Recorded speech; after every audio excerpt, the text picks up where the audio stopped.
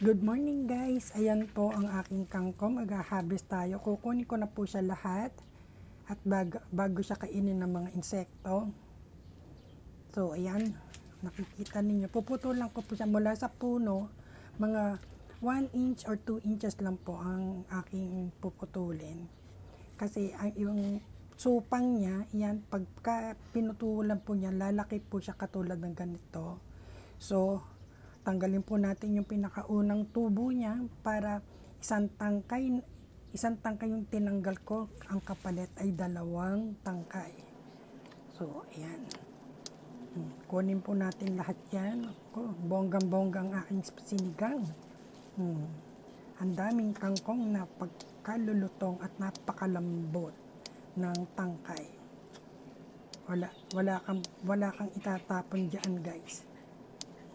Maliban na lang kung may mga sirang dahon. Wala po siyang fertilizer, wala kahit na anong insecticide na in-spray diyan, guys. Compost soil lang po talaga. Kaya talagang masasabi kong very organic tong aking kangkong na to. Ayan, tanggalin lahat. Ayan. Yan ang makikita ninyo, guys. Mayroon na, medyo lumalaki na yung kanyang supang. So, maghintay-hintay lang tayo ng 10 days or 2 weeks. Meron na uli akong ma-harvest niyan.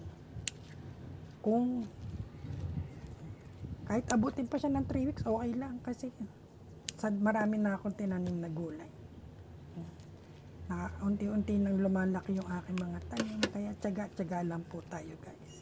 Ayan, ito yung una kong pinutol. Ayan, kita nyo mataas na siya. Tinesting ko nga kung tataas